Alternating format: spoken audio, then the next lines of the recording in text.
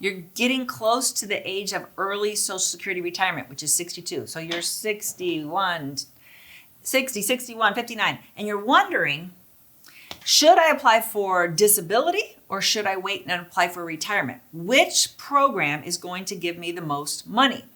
And can I apply for both of them at the same time, since Social Security disability reputedly can take years to get, and that is based on fact. Yes, it could take 6 months to 2 or 3 years to get on average. You can Google it. I'm not making it up. There's a huge backlog to get disability.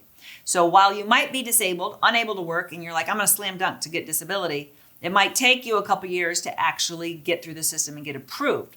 So can you apply at 62 for your retirement, even though you've already applied for disability? Yes, you can. Okay, so you can apply for your retirement at 62, but you're only going to get about 70% of your Social Security. So I'm saying your full retirement age is 67. Yours might be different because this is for people that were born in 1960 or thereafter. So if you're born in 58, 59, get our Social Security cheat sheet. It'll tell you when your full retirement age is. So I'm just saying, for the purpose of explaining this today, full retirement age is 67. So if I wait till 67, I'm going to get 100% of what I paid into Social Security, my highest 35 years of earnings. They index that for inflation, and they give me a number. And hopefully it's going to be high, right? So let's say my number is $1,000. That's not high, but I can do the math on that. But I want to take it at 62, like 30% of people do, because they want it early. They want it now. They need it now. Maybe they're not healthy. Maybe they don't expect to live, until their late 70s. So they want to take it at 62. If you take it at 62 or 63, 64, it'll show you on the chart, you're going to get a reduced amount. And a lot of people are like, that's fine. So I get 70%. That's better than nothing. However, they assume when they reach 67, they'll get that increase. No, Social Security doesn't work like that. When you choose to pull the trigger and apply for your benefits, you're going to lock in that amount permanently for the rest of your life.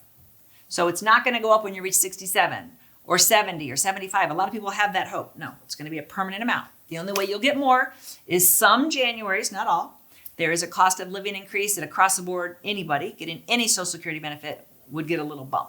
And it's to help you keep pace with inflation. You're not really getting an increase.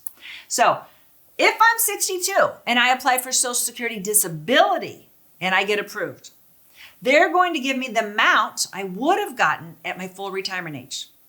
So I'm going to get this amount, the full $1,000, versus only getting 70% of that, $700, if I do retirement. So people say, is it even worth it applying for disability? Yeah, it's worth it. Because if you do get approved, you're going to get 30% more every month for the rest of your life. Okay, you're going to lock in that higher benefit.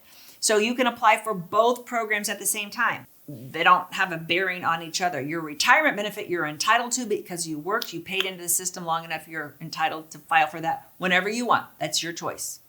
Your disability benefit depends on you qualifying for Social Security disability, which I said, even if you do qualify, could take you a very long time to get it. But I don't want to dissuade you from applying for both of them at the same time. Or maybe you apply for disability a couple years earlier down here, and that's fine. You'll be getting that amount, which is your full amount that you would have gotten ahead you reach your full retirement age. You'll get that amount level for the rest of your life. That is the one problem with Social Security disability.